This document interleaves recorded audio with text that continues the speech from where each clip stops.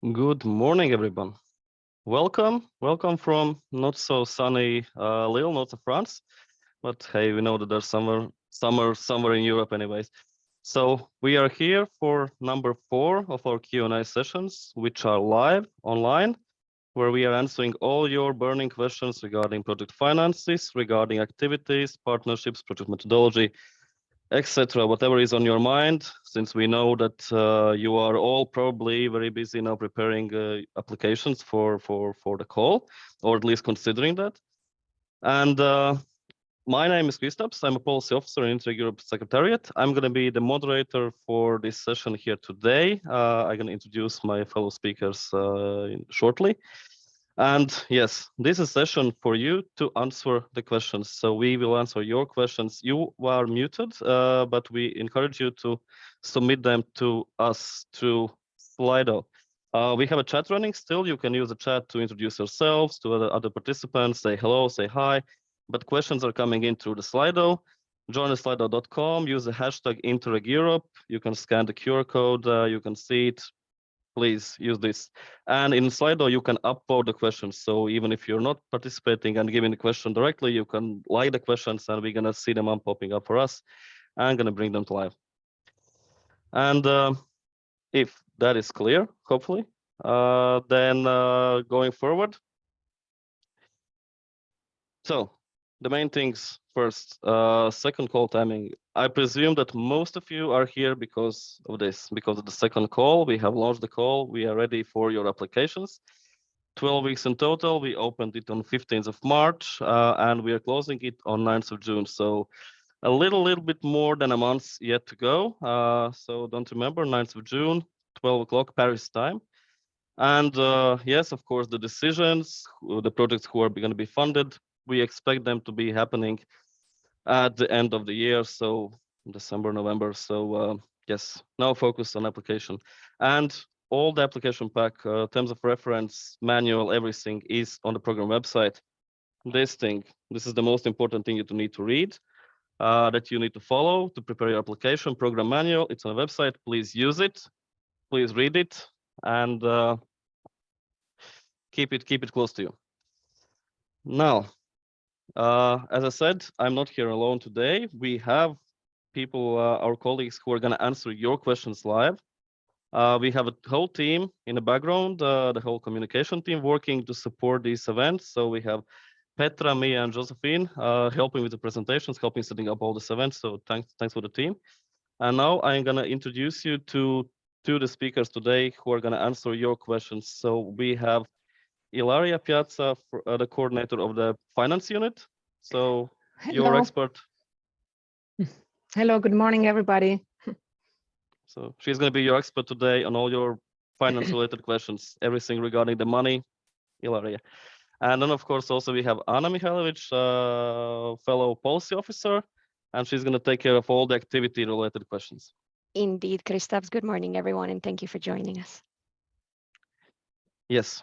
So with introductions done, we are here for around an hour. Depending on how many questions do we get. If we don't have a lot of questions, we might finish earlier, but we really encourage you to come with the questions to ask us everything that you want to know about application. And without further ado, before we go to the Q&A, we should launch a small poll, since we want to know how familiar you are with Interreg Europe. Are you a newcomer? Are you a pro? You know everything and you're just here for the fun? Please answer the poll and let's see who is here with us today.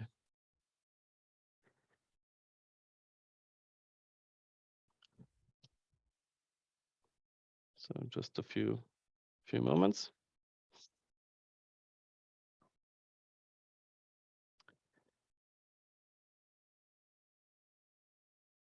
In any case, the call is open to everybody. Either you're a newcomer or a pro and you know the program by heart, you know manual by heart. We're gonna help you, and this is why we're here today. So a few more moments for the results.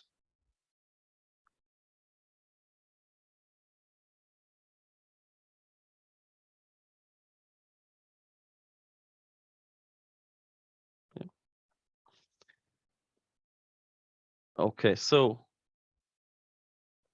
interesting. It's almost 50-50. So yes, I have taken part in Interreg Europe 45% and not really. I've heard about the program and somewhat.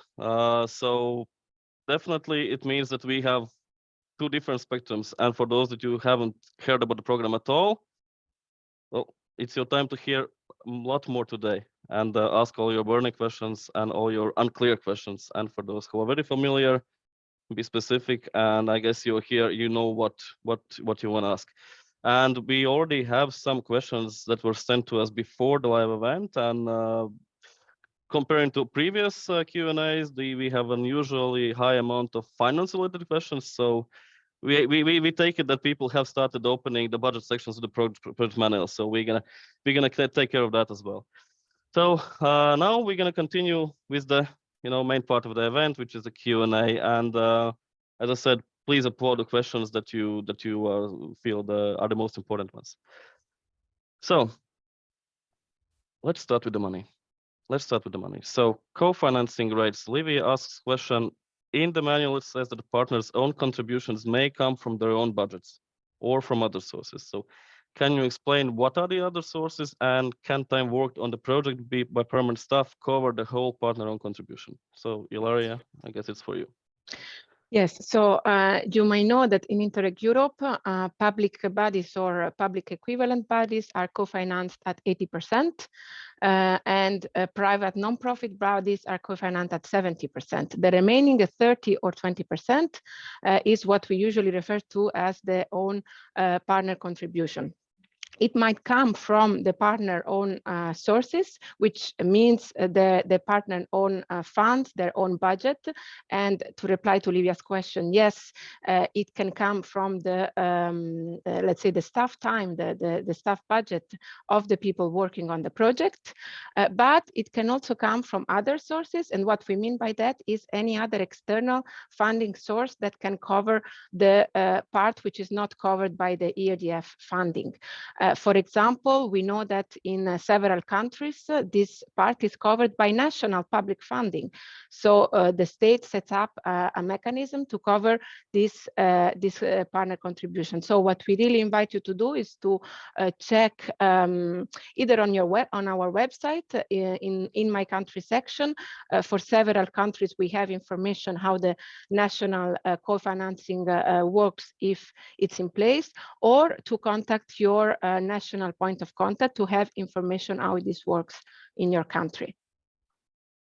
Great, thanks for this elaborate answer. I will continue with the next finance question from Anonymous, but before I do, we would kindly ask you to also point out what's your name or your nickname, at least if you want, so it's easier for us to interact, but we can answer also anonymous questions. So the anonymous question asks, so must each partner as well as the associated partner has to be considered in budget?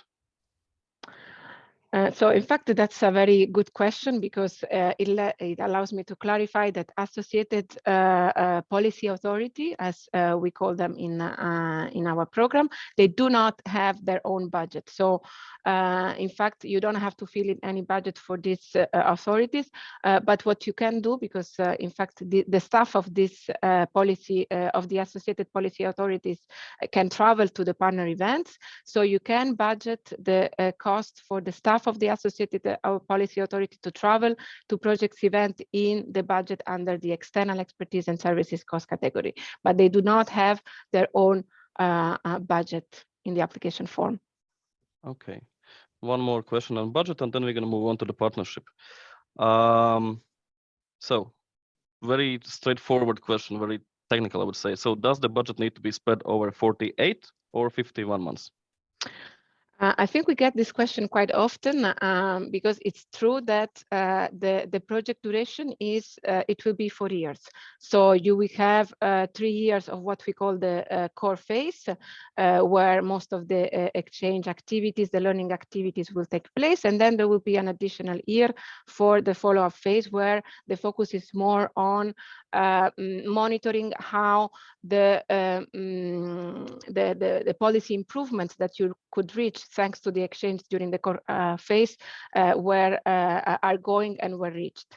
But what we refer to when we say 51 months is because you will have the 3 last months of the project that you should dedicate only to the administrative closure. So the project indeed will last 51 months, but the first 48 months will be really dedicated to the project activities, to the project implementation, and the last 3 months only to the closure activity. So what you should plan in the budget is the main budget for the 48 months, and then still some budget you will need to really close up the project. So for the administrative tasks related to the, for example, the preparation of the last progress report, control costs for the certification of the last report. So this kind of cost will happen during the last 3 months. Okay, thank you. Now we're gonna switch a bit more to the content side, and we're gonna talk about the partnership-related questions and also ones about the policy instruments. And we will remind you that policy instruments are at the core of your project applications, so you have to focus your work around that. But before that, so partnership. We have several questions regarding the partnership. I will start with one from Dana. For Anna. So no more than one region involved per country. Is it possible to have 2 partners from the same country, but they have to be located in the same region? So have they have to be located in the same region? What about the partner and advisory partner from the same country, but different regions? Could they be involved into the same project? Anna. Thank you, Kristaps, for the question, and thank you, Dana, for this question. I'm glad to see that we're starting from one of the core issues and one of the most popular issues that our applicants asked. This will also allow me to remind you of some of the core concepts that we're talking about when we say an Interreg Europe project, one of which Kristaps has already mentioned. The short and technical answer to this question is yes. You can have 2 partners from the same country and located in the same region. Sometimes this is even advisable, but there are several things to keep in mind. First of which is that the core element to keep in mind in these situations is the policy relevance of these partners. For example, the usual situation is we have a policy instrument, which, for example, can be the regional strategy, the regional development strategy of a region, and the policy responsible authority in that case would be the regional government. However, the regional government sometimes needs technical or other content relevant assistance in terms of implementing and elaborating on the policy instrument, in which case the policy associated authority or the authority responsible for the implementation of this project, of this policy instrument, comes with the university, comes with the regional development agency or any other relevant partners. So the first thing to keep in mind is that in this situation, usually we're talking about 2 partners who are co-responsible for the elaboration and or implementation of the policy instrument. And now when it comes to the advisory partner, this is a bit of a specific situation, which also has to be taken into consideration, is that the position of the advisory partner in the partnership is a bit specific. But you should not be confused by the possibility of having an advisory partner. Most of our projects do not have advisory partners, and they are implemented in a proper manner. However, if there is an advisory partner that you would want to include, keep in mind that the benefits from the advisory partner are usually technical, are a bit more specialized. They're covering a certain aspect of the project that the entire partnership will benefit from. So their position in the project partnership is a bit particular. But yes, the advisory partner can come from the same country as another project partner. And final thing, which is also one of the questions that we get often, is whether several regions from the same country can be involved in the partnership. This is technically true. However, one very important thing to keep in mind is that the Interreg Europe projects are interregional cooperation projects, which in practice means that you are expected to cooperate with regions outside of your own country's regions that you share a similar challenge with. So this is definitely something that you have to keep in mind, that even though several regions from the same country can be eligible, when it comes to the quality of partnership, we are expecting a varied and a balanced partnership in this sense. And I think in terms of some core reminders on partnership, I think I would leave it here, but I'm sure more questions will be coming up on this issue. Thank you. Oh, definitely, there are more questions. And just a straight follow-up to what you already talked about. There's very specific question. So can we include more than one municipality from the same country, 2 to 3 municipalities coming from the same region? Anna. Yes, can we include one municipality from the same country? They also happen from So the 2 to yes, 3 of course. from the same region. Yeah. The project depends. Yes, I mean it really depends on the policy context, which kind of issue you are addressing, what is the policy that you are addressing, and what is the policy relevance of including several municipalities for one policy instrument.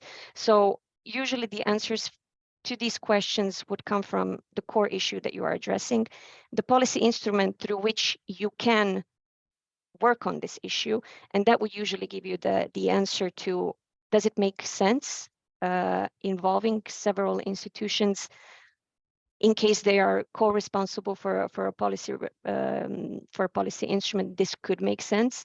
However, if you are just involving partners for the sake of involving them, this could be questioned in terms of policy relevance. However, if you do have some questions regarding potential shared responsibility over a single policy instrument, we've had questions on this. Keep in mind that when it comes to the issues of policy relevance and responsibility over particular policy instruments, this is a question that we consult the member states on.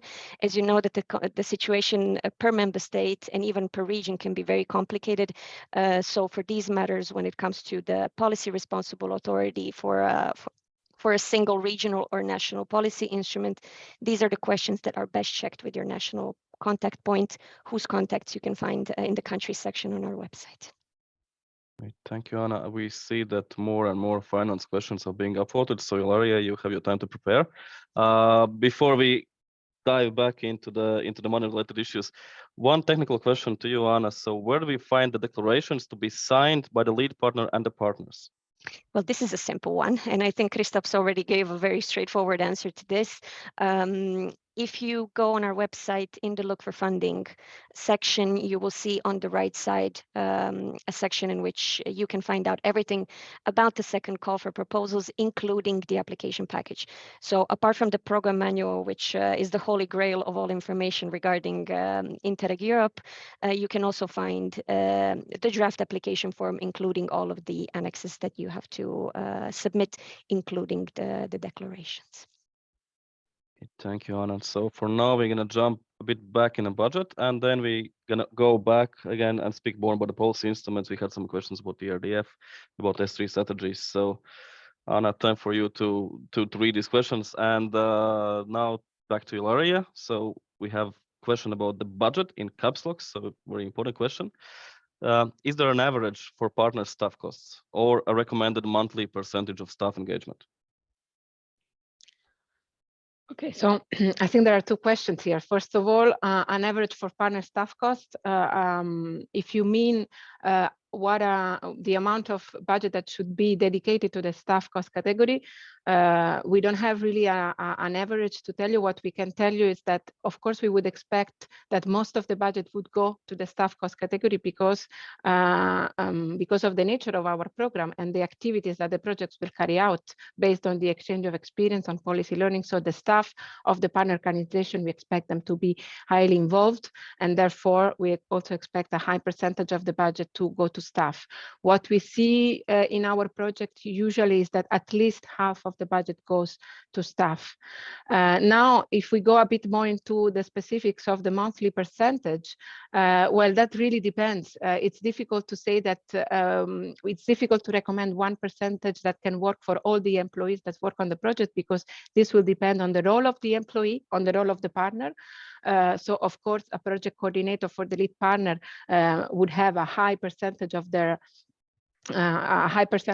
time to be dedicated on the project. In some cases, even full time can be justified, but I'm afraid it's difficult to tell you one percentage that could work for all. You really have to take into account the project activities, the role of the partner. So what is the partner doing? Do the partner have, I don't know, for instance, responsibilities for the overall partnership, such as, for example, the coordination of the communication or other cross-cutting tasks, and then the responsibility responsibility of the individual employee. Are they one mainly responsible? Are they project managers, so that their percentage might be a bit higher?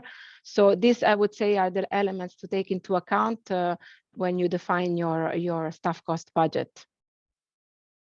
Okay, you already touched upon the issue on staff costs. So we have, I would say, a follow-up. So is it possible for a partner to recruit extra staff officials working 100% on the project? I don't think that we fully understand the follow-up. So how would we increase the partner budget? But just to clearly say, extra staff working 100%. Yes, this is possible. It is possible to recruit people that will work only on the project if this is justified by the activities. So yes, the simple answer to this question is yes, this is possible. Justified by activities, keep that in mind. Budget has to be linked with activities. So we have all the questions regarding the finance, but you have to remember that budget has to be linked with activities and justified. Before we answer Stina's questions that are pending and for Anna, the last question for Ilaria for this round. So co-financing rates, we have been already talking about that. So to what extent is the co-financing verified and checked? And do the partners have to provide the exact amount to be co-financed? Well, the program does not really check what happens then with the co-financing. So the part of the what we call the partner contribution. So what is not covered by the ERDF. What we do ask you is to indicate the source of funding, whether it's public or private. This is, we ask you in the application form. And if the project is approved at the moment of reporting, it's also something we need to know, whether the source of the co-financing is private or public. Of course, if then the partner receives national co-financing by their own national authorities, then we expect that something also has to be proven and documentation must be provided to the national authority granting the co-financing. But this is something you should check and see directly with your national point of contact at your national authorities. Thank you. So, and now we have two questions waiting and pending from Stina. One is, I would say, more like an umbrella question, more like general. So are we going to get into details about the ERDF investment for jobs and growth goal programs? I guess, Anna, you can take this, but I would just say that, of course, we have to, because it's also an eligibility criteria that you have to have at least one of the policy instruments addressed in the partnership to be this kind of policy instrument. So you can talk a bit about that, Anna, and just link to that. So does the Regional Development Authority has to be registered as a partner, or it's enough to be an associated partner in the project? In case of this, we speak about a policy document, which is S3 strategy. So please. I see Stina is wondering about some very core issues, so I'm happy to answer them and hopefully help a bit. I will start from the quicker answer, and that's related to the policy instruments in connection to the Investment for Jobs and Growth program. And the way I will answer this is maybe to break a potential misunderstanding in this sense. To start directly, we are not going to get into details on the connections to investment and for jobs and growth goal program. This is something on you to define which policy instrument is possible for you to influence in your work in the project. However, even though your policy instruments like the S3 document, for example, can be connected to the investment in jobs and growth program, that does not mean that they qualify as operational fund programs. When we ask for one of the policy instruments to be investment for jobs and growth goal program, we concretely mean that one of the policy instrument needs to be an operational funds program. It is, of course, very nice, and it's advisable to have policy instruments connected to the investment for jobs and growth program. And this is very often the case, especially, for example, in the innovation sector. This is very common that these policy instruments are correlated. However, when it comes to the eligibility criteria, in this case, one of the regions has to specifically address an operational funds program. And now I will go on to the second question from Stina regarding the Regional Development Authority, whether it has to be registered as a partner or is it enough to be an associated partner. Well, if you're referring, when you say Regional Development Authority, I would assume that you are referring to the authority which is in charge of the strategy, S3 strategy in this case. If that's the case, I can definitely confirm that they have to be involved. That's for sure. It would be perfect if they would be involved as a partner, because that's the most direct way to actually work and influence the policy instrument. However, if it's not possible for the regional authority to be involved as a partner, they most definitely have to be involved as an associated partner in a policy document that they are in charge of, either or usually for elaborating and implementing. So yeah, definitely has to be one or the other. Advisable that it has to be a partner. And one core element that you have to keep in mind is that for all of the policy instruments, at least 50% of them, the responsible policy authority has to be involved as partner. For the rest of them, it's possible to be involved as an associate or partner as well. I think I said all of this in one breath, but let's see how I do with the next one. And I hope Stina's questions are answered. Okay, we have a bit of a jumping of the questions, but the next one I would like to take one about activities, because we have some questions about activities and outputs. And that's very particular one. So to you, Anna, can Yes. advisory partner host exchange of experience activities? And for instance, learning workshops addressed to the other partners. So the role of advisory partner, maybe you can describe this a bit. Yes, I think I've already mentioned some of the aspects of this. The role of advisory partner is specific in that it contributes to the learning in a very particular way, because it brings a certain expertise or knowledge or even methodology that the entire partnership can benefit from. So sometimes it can be a university, sometimes it can be a specialized institution. It really depends on the topic that the project is dealing with. So yes, they can actively participate in the activities. It's definitely advisable that they participate. They have activities like all other partners. And usually their purpose would be to provide a certain specific knowledge, which is core to the exchange of experience activities. So the answer to the question is yes, absolutely.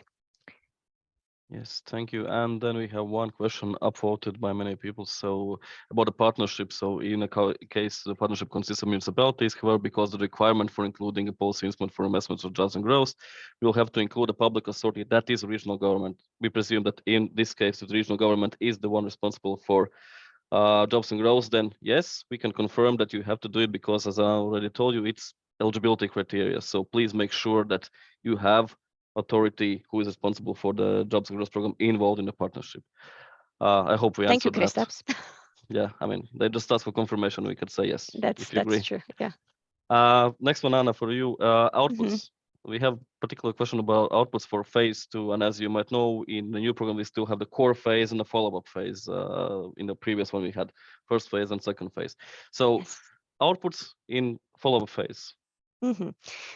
This is a good question, because usually the emphasis is on the core phase, and this is logical as well, because in ideal case, and this is the reasoning behind the time distribution between the two phases of the project. Ideally, during the core phase, you will be working on other regions with the purpose of already in the core phase to improve your policy instruments. If this is the case, in the follow-up phase of the project, you will continue monitoring your policy improvements, and you should hopefully start seeing some territorial impacts of these changes.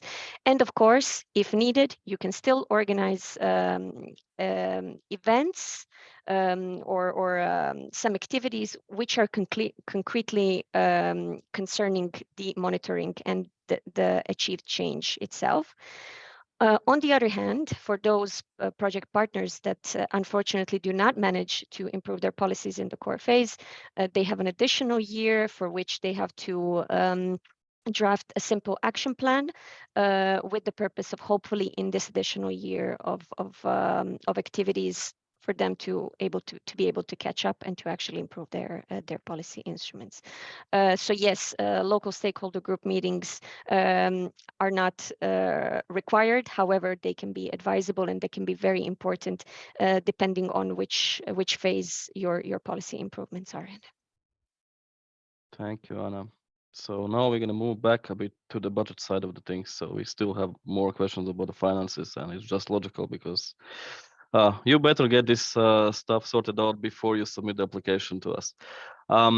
This one I will just briefly answer before we go for Ilaria. So internal stuff or external expertise. Logically, if you have internal staff, people working for a project, these are internal staff. External expertise are not for your internal organization staff members. I hope that answers the question. And but more particular one is it to have a policy instrument owner as a partner that self-manages the instrument but externalizes most of the implementation work? So this would result in a ratio of 20% staff costs and 90% external expertise. So authority staff will control all activities and participate in exchange meetings.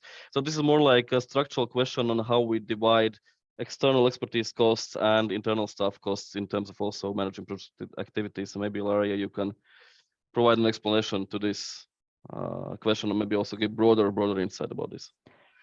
Yes. So is it okay to have a policy instrument owner as partner? Well, first of all, yes, we said it many times this morning. It's very important to have them and on board. And if they are partner, then it's something we really recommend. In terms of how to structure the budget, of course, as I said before, in principle, we would expect that most of the budget goes into staff because the staff members of the organization should be the one mainly benefiting from the activities.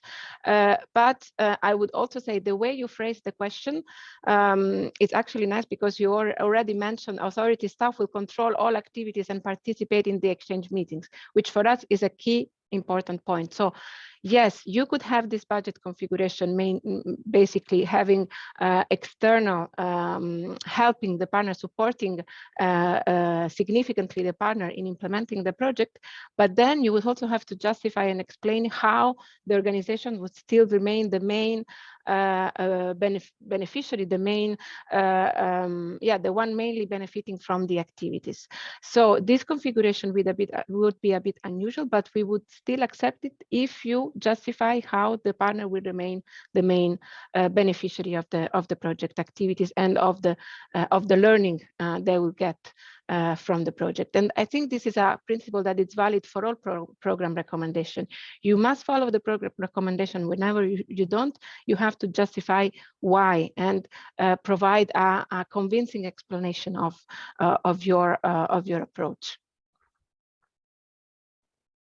Thank you very much. And we're going to follow up with the budget question as well. So we have a question about budget categories. So registration fees for workshops or congresses, under which budget category these fit? Are they travel costs?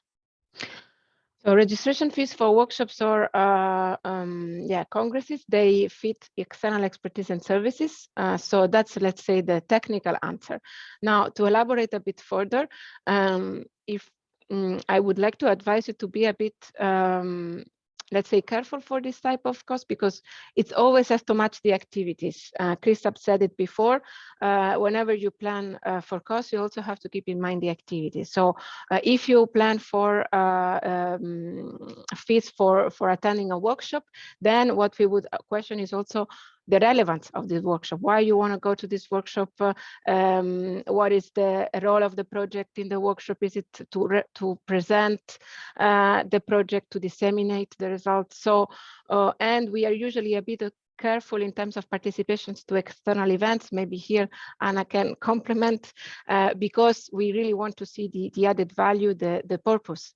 So the technical question is external expertise and services, but think a bit further of the activity and the added value of what you are proposing. Yeah, that would be my answer. I don't know if Anna wants to add anything. I can add a couple of sentences actually when it comes to this issue of relevance. usually we would see two cases for participating in external events. One would be if there is a clear connection to the topic and something which would really directly benefit the entire partnership, something which you would consider essential for your exchange of experience. To be completely honest, this is usually not the case. But on the other hand, there are some events in which are connected to what you are doing, and you have a very good opportunity to promote the project directly, to participate in some round tables, to participate somewhere directly where you can contribute with your project, where you can promote your project. In this case, it could be relevant. However, these things would need to be checked on individual basis. I hope we covered all of the aspects. Thanks, Anna. Since you took over from Ilaria, we're going to continue with some questions to you. Just maybe you can briefly clarify again, what is the deadline for asking the feedback from the JS on your project idea? Feedback from the JS is one of the services that we have open during the call, and it's still open. I'm not really sure about the concrete date when the service will be closed. However, one thing to keep in mind is that usually it's advisable to come for feedback with the mature idea, with targeted questions, so that you can actually benefit from this kind of service. And of course, not to be too late. I would give a very subjective advice not to do it less than a few weeks before the call ends, so you really have the time to take on board the advice that you are given, the feedback that you are given. So I think my general advice would be to do it as soon as possible, as soon as your project idea is mature enough to get proper feedback. Exactly, very wise words. Please follow that. Don't wait until the last moment to ask for the feedback. And we're gonna have a short summary slide of all the assistance tools available to you after the Q&A session before we end the presentations today.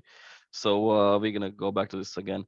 Anna, please stay for the next question. And this is we have some more understanding to make about the ERDF policy instruments. So the policy instrument for jobs and growth, is it the responsibility of regional governments only, or is it also at local level responsibility? Please clarify. Well, it depends. When it comes to operational funds, it really depends on the national level. In general, when it comes to smaller countries, I know for a few, the operational funds are a national management.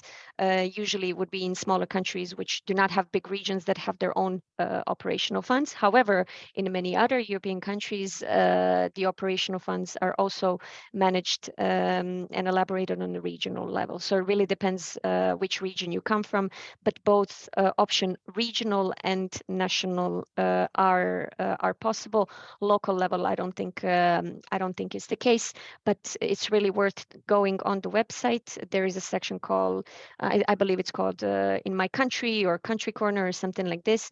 There is a table which you can download with the list of all of the operational programs and the responsible authorities. And I think this is something, I think Josephine has just posted the link. There is a very useful table for you to filter your country, the region, etc. So you can see really a list of all of the operational funds, which is something that we have verified with the member states. So it should be the most direct answer to your question. We have two more questions in the pipeline regarding the thematic of the project. So more complicated ones, I'm gonna leave them out a bit for a moment so Anna can prepare your answer. And I'm gonna give the next one to Ilaria. And wow, this one is very particular. Somebody is referring to regulations of EU. So I will read it slowly. So we have a question related to the project application template part B, B1, organization, partner finance through investment of jobs growth program, Article 22, 3D, regulation. Answer, yes, no. What is the case when answering yes? Ilaria, please clarify this very, very particular and concrete question to Cecilia.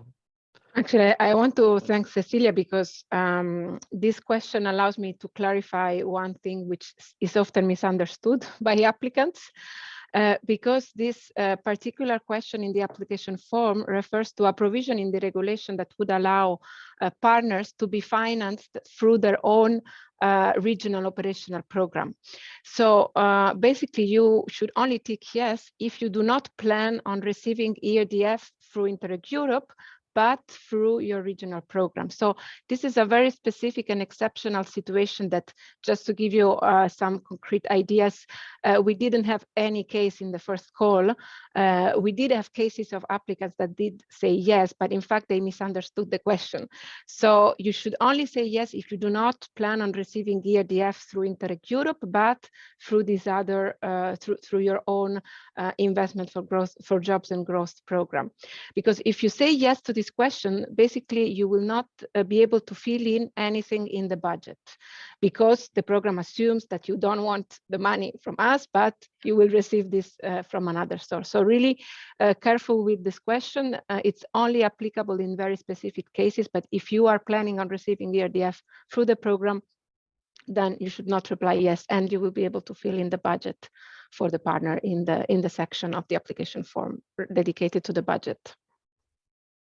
Yes, thank you, Larry, and also thank you, Cecilia, for this very particular question. I'm very happy to see that some of the partners already are at very practical stage of preparing the application, let's say months before the deadline. So as Anna said previously, do take your time, don't leave things to the last moment, prepare things in advance and ask the questions while you can now. The next question is again the finances. I believe that Larry already covered the travel expense stuff before, but maybe just a general reminder again, travel expense reimbursement for project partners and associated partners. What are the main rules? So the associated partners, so the associated policy authorities, they don't receive a budget from they don't have a budget, they don't receive direct funding from the program. So yes, their travel costs must be planned under external expertise and services. However, for normal project partners, they do have their own budget. So the cost for traveling to events are covered by the travel and accommodation cost category. So it's not so much an issue of political authorities, it's really the role of the partner, whether they are a regular project partner or an associated policy authority. But these questions also maybe allow me to say a few words about travel costs, because in the program they are covered by a flat rate. There is a flat rate of 15% of the staff cost to cover the travel and accommodation cost, which is one of the main simplification brought in the new programming period. And it's also the option which is really recommended by the program, because you might see in the application form that it is still possible to select real costs if a justification is provided, but this is really only for partners that are, for instance, in outermost regions, in very remote geographical locations. So we expect really the majority of partners to have flat travel costs reimbursed by a flat rate. This is also what we had in the first call, with really 99% of partners from the first call that had opted for the flat rate. So I went a bit further with my answer, but it was also to pass this message that for project partners, costs are usually covered by a flat rate for travel costs. Exactly, thank you. And indeed, in the new program, we have implemented several simplification rules compared to the previous one, and this is one of them. And really hope that it helps you in implementing your projects in much smoother way, and it will also grant faster implementation and all reporting, etc. I will now move to thematic questions, and these are particular ones, and I hope you're ready for these. There's one from the Greek partner that we're going to take next, but we're going to start with this one on better cooperation governance. So very particular one. So network composed of municipalities and intermediate local authorities working on their international policies, and we have global agendas, EU directives, advocacy, cooperation, third countries, very broad. So how does it fit, and does it fit under the specific objective of better cooperation governance? Anna, can you take this one? There's a lot going on with this question. I see that this network is active in trying to improve their policies. Maybe I cannot answer how they would fit into this interspecific objective.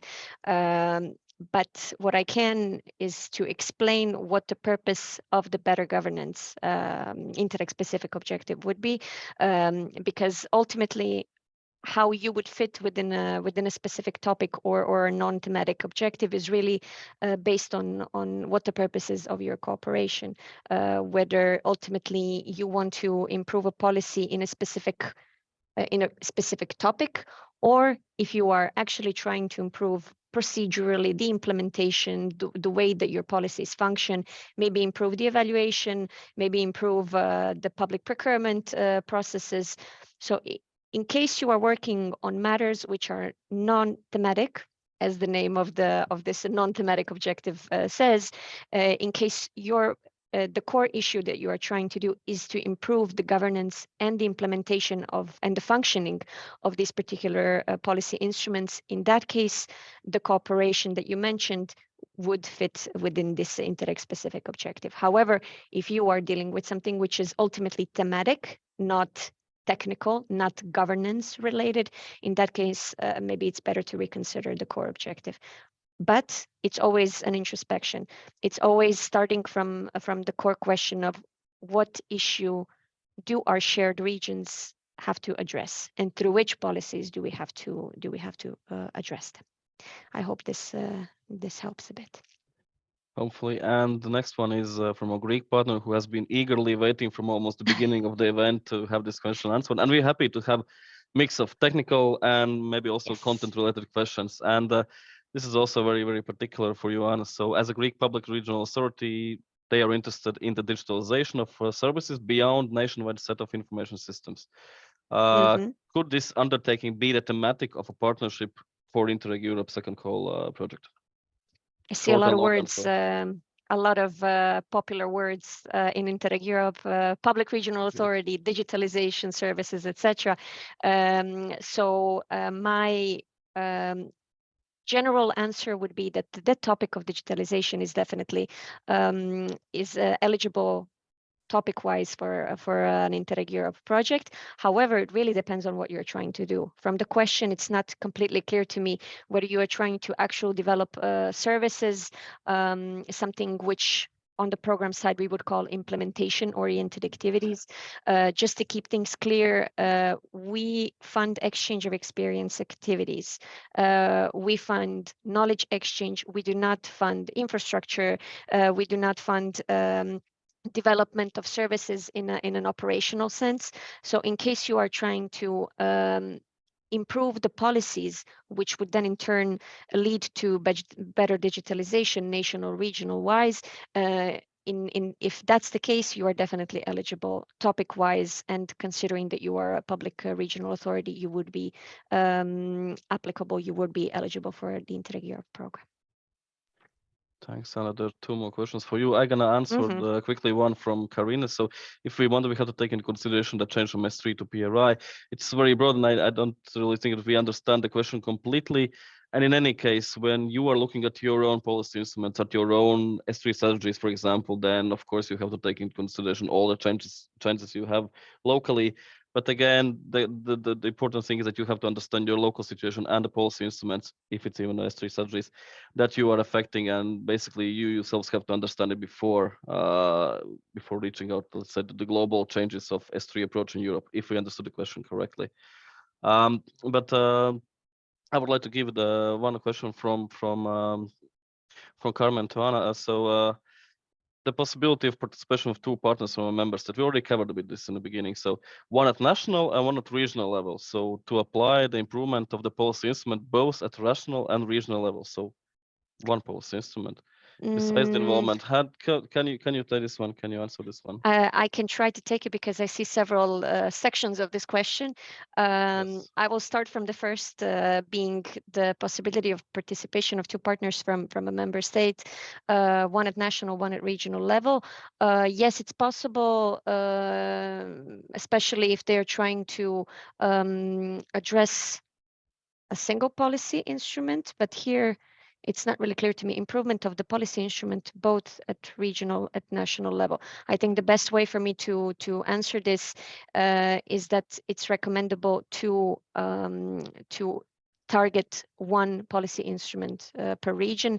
And now, which level you are trying to address, the national or regional one, it really depends on who you are as partners, and on the other hand, which policy instrument you are trying to address is the issue on the regional or the national level. So it's a bit complicated for me to directly answer this. However, whichever level that you are working on, yes, it's possible to have two partners from one region. And in any case, the responsible authority has to be involved in the partnership, either as a partner or as an associated policy authority.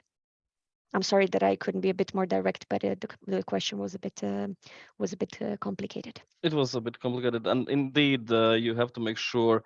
And if you're not sure who's responsible policy authority, then check again with your member state representative to understand who is the responsible one, because you have to involve this organization, either national, regional level organization, in a partnership, either as a full partner or as associated policy authority. So again, if you have questions regarding the responsibility of the particular partners, please contact the member states, because the member state is the one who is going to also be confirming to us who are the responsible authorities at the end.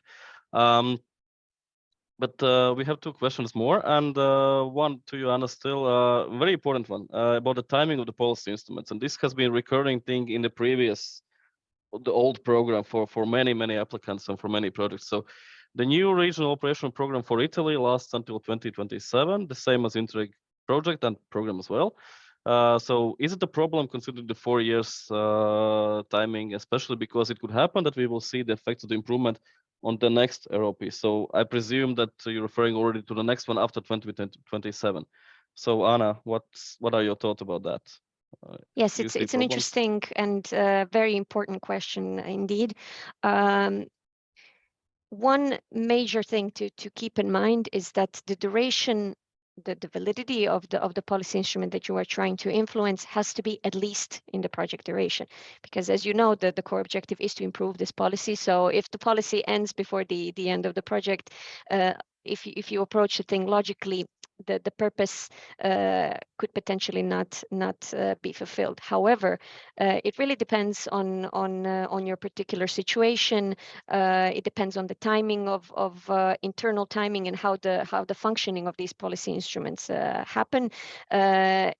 If you will know that it is very important for you to do preparational work and already influence the current OP to create conditions for the next OP to contain certain provisions which are important for you. If you know sufficient details about the next policy instrument that will immediately follow, if you are the managing authority, for example, even if the OP would be following the timeline of the project, potentially it should be fine, as long as it's in the duration of the project and that you can see that the regional operational program can be influenced, can be improved in this programming period. This is the most important thing, that at least it follows the duration of the project. Thank you, Anna. We have questions for Ilaria again on the finance. Just before that, I'm gonna maybe quickly answer the question on levels of detail for the project work plan. So do you have to identify this order of study visits? Yes, the short answer is yes, you have to be detailed, you have to be concrete, you have to identify the order of study visits, because the implementation of work plan is also linked to the spending plan. You have to link your budget with your work plan. So it's going to be easier for you and for us and for everybody if you're very specific, if you know what you're doing in which order. So level of detail, we would say it's rather aim for the high level of detail than the low one when you speak about the work plan. We want to see very clear work plans. I hope it answers the question. But then there's a question about the budget and of course one on the pilots. And I was already thinking that we're gonna get no questions on the pilots, but here we have one, and it's very good that we have a question on the pilots. We're gonna leave it for the end. And the first one is that budget for advisory partners to organize activities for other partners. Ilaria. Yes, so advisory partners do have their own budget. They whether they can have budget to organize activities for the other partners. Well, in principle, each partner is responsible to implement their own activities and to have budget and to plan budget to implement these activities. So it would be a bit of an unusual configuration, let's say. But what if you mean whether the advisory partner can, for instance, be responsible for cross-cutting tasks or activities that benefit the overall partnership, such as, for instance, we see sometimes the advisory partner has a specific expertise in communication, so they are the ones coordinating the communication activities for the other partners, or other times they have a specific knowledge or expertise on the methodology, how to drive the learning process, and then yes, of course, in that case they are responsible for tasks that are then benefiting the other partners. So that would be my answer, let's say. But if organize activities for the other partners, you mean organize specific activities for which other partners have the responsibilities, then this is not what we usually see in our projects. Each partner is budgeting for the activities they are responsible for. Okay, thanks. And then we're gonna move on to the pilot questions. I would just say that if you still have some questions, please write them in. But we are aiming to finalize the session very soon, since we are very much approaching to the end of the session at 11. So, but if we have still some questions, we can take them, and then we're gonna finalize soon. But we should definitely answer the questions on the pilots. And there's basically two questions for you, Ilaria, and you can answer them both. It's basically about the budget of the pilots. Can you give approximate range? And can we propose 3 pilot actions? If we propose 120,000 euro budget for the pilot, is it enough? Is it too high? How many partners are the minimum? Basically, maybe Larry, you can just tell the basic rules of the pilot funding and how the pilots work.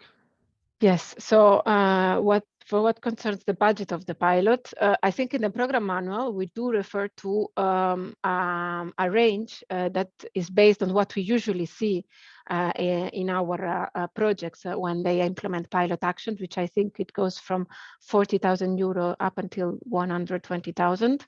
But this is really let's say, what we see in the project, and is not as a strict recommendation. It really depends on what is your pilot action about, what is the activities of the pilot you want to implement. The pilot action is something that it's a testing, it's testing what you have learned from other partners, whether it can work in your own region. So this is, let's say, the scale of the pilot action, which has also which needs to be reflected also in the budget. Then if each partner proposed 120,000, yes, of course, the budget will be quite high.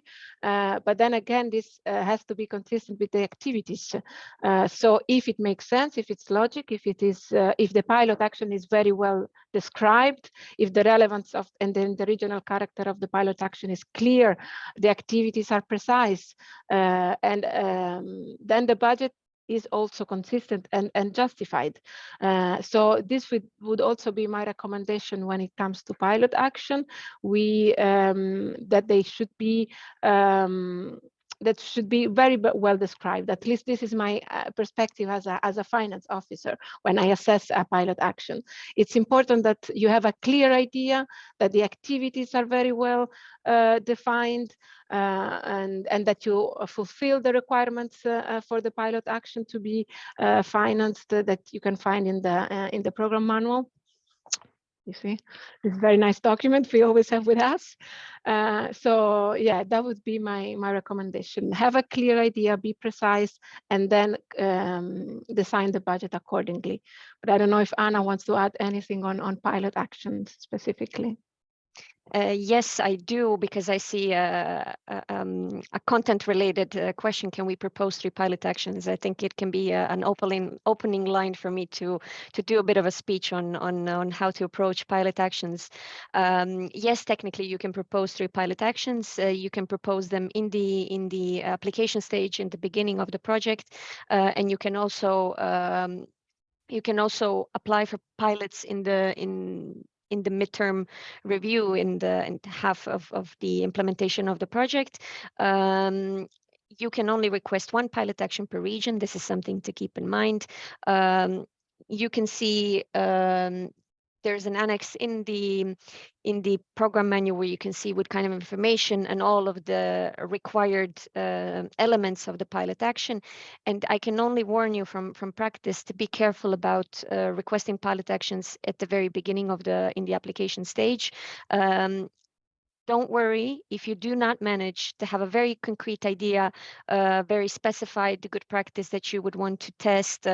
If you are not fully clear what you are trying to do, maybe sometimes it's better to wait for the midterm review. You will not be losing on anything, and you might get a lot more clarity on what you are doing from practice. We are rather strict with approving pilot actions at the application stage. And one more word of advice, because it happened a lot during our assessment last year. If you are not concretely applying for pilot action in the application stage, but you are thinking about applying it at the midterm phase of your project, you do not need to indicate any information on these future pilot actions in the application form. This is just one word of advice from practice. Indeed, these are really great words of advice, and you have to take them in consideration, definitely. Just to clarify on already what has been said as well, it is not mandatory for you to come to us with a pilot action in the application stage. And it's not mandatory for the project to have a pilot action. If you have ideas for pilot actions, you can apply for them either in application stage or in a midterm. In any case, you have to be very, very concrete and very specific, as Ilaria said, because pilot is something that we are evaluating very particularly. But if you don't need a pilot, if you don't have an idea for a pilot, don't worry, you don't need to include a pilot. And it is also maybe answering a bit one question about the activities. Focus on expertise exchange activities and in funding for infrastructure and software development. Just a general answer to the question, the program is funding mostly experience exchange activities and learning activities and capacity building activities. Any kind of investment or software development costs, basically no. There might be some small costs in specific pilots, but this is again case by case basis, and it's not a general thing. So focus really on expertise exchange activities. And if you are planning to develop software in your project, probably it's not the Interreg Europe project where you have to look for funding. This is my short answer. And you already had a poll, and we would like to see your thoughts. And before we go to the poll and before we close the session, maybe Anna, you have a chance to answer the last question of today. And woof, it has been a busy day for you both. It had a lot of questions. So again, the question about the timing of the policy instrument. So is it possible to address a policy instrument that is updated every 2 years? But the update of the policy instrument will be mainly including the effects of the project, which we would like to hear. Is the only option to address a policy instrument whose scope extends over the 4 years of the project. So again, maybe just remind the general principles of the timing of the policy instruments in regards to the Interreg Europe projects. Thanks. Yeah. I'm actually really happy that this question is asked, because we've had some backs and forths regarding this issue. Technically, it is possible to include a policy instrument which has recurring updates. I think it would be even it is a desirable type of policy instrument as well, one which can be improved on a continuous basis. However, one thing to keep in mind is to in the section where you will be describing your policy instrument, you will need to really pay attention to describing this recurring updates that happen to this policy instrument, and the fact that you will be focusing on the next update of the policy instrument, and you will have to indicate the name of this policy instrument so that it's clear that you are targeting the next version of this update. It also depends on whether this policy instrument really coincides with the issue that you are addressing as well. So the main takeaway here is to make sure that when you are describing this policy instrument, that you are including these specificities on the timing of these policy instruments, which would make it clear for us to see that this policy instrument can and should be improved on a short-term basis, if not even on the one that will be following. So it really depends on your regional situation, but yes, it should be possible. Thank you both very, very much. It was a busy day for everybody. We had a lot of questions, a lot of very particular questions, a lot of very technical questions, finance related, pilots, thematics of the projects, timing of the policy instruments. Thank you for all your questions. And indeed, we tried to answer them. And again, for the third time, look at this again. You will find your answers here as well in your own time, reading carefully, reading 3-4 times, and you see mine's already damaged because we used a lot as well on our side. Now, thanks again, colleagues, for your great answers. And we're just gonna finalize the day with some additional information to you. What's coming next? What you can still do? What you can still use? What resources available for you until the end of the call. So, as I said, we have a slide here on assistance tools that we offer to you. So, please go to the website. You can check your project relevance. You can fill in the self-assessment tool, and we really highly encourage you to do that. It's a really simple tool where you can write down the basic answers to the questions, and you will understand very quickly whether or not your idea fits in the general framework of the program, and you're going to be much more prepared then for maybe additional questions if you have one. So do this a bit of homework, definitely. Get inspired. You can see all the approved project ideas in the website on the previous program. There's a lot of information there. And we remind you that when you're applying for the second call, you have to demonstrate also your innovative approach. So how your project idea is a bit different or builds upon the previous ideas or previous projects implemented. So take a look there as well. You can show your project idea. If you haven't done it already, you can show your project idea and use it as a partner search tool on the website, and you can find the partners and relevant organizations, the people that you want to work with in the website again. And these two things are very specific and open for you now during the call. So ask for feedback. You can fill in the form and on the website, and you can ask for our feedback on your project idea, and we're gonna provide it to you either, let's say, in a web call or in the email, depends on how you want to receive it. And this is also a chance for you to get our thoughts before you submit the project. And well, the most important one is you have to submit your project proposal in the portal. So we don't have any kind of physical documents. Everything's going to be digitally happening in the portal, or your declarations, everything you upload there. Everything is happening in our new system, the portal. So use this one for submitting your application.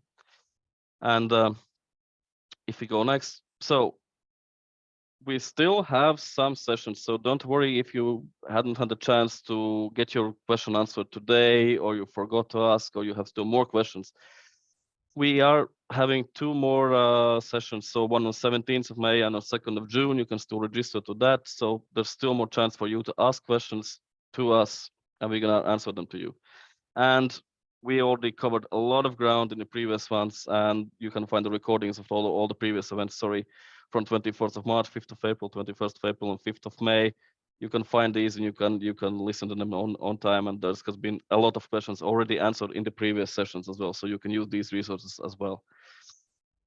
And if we go further, so if you have still additional questions, you can use frequently asked questions sections on the website.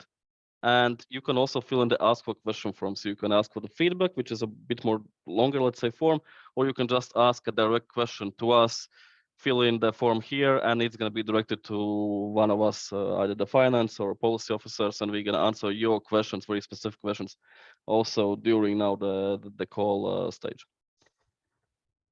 And we did do some very nice videos for you on project development, and those of you who followed the lead applicant or applicant webinars, you saw all the videos where our colleagues were explaining all the basics of the projects, and these are really nice, and we have very specifically divided them by the thematics. So there's a video on building a successful partnership, there's video on designing project methodology, there's video on management, budget, and finances, which was a big topic today, and there's video on project communication as well.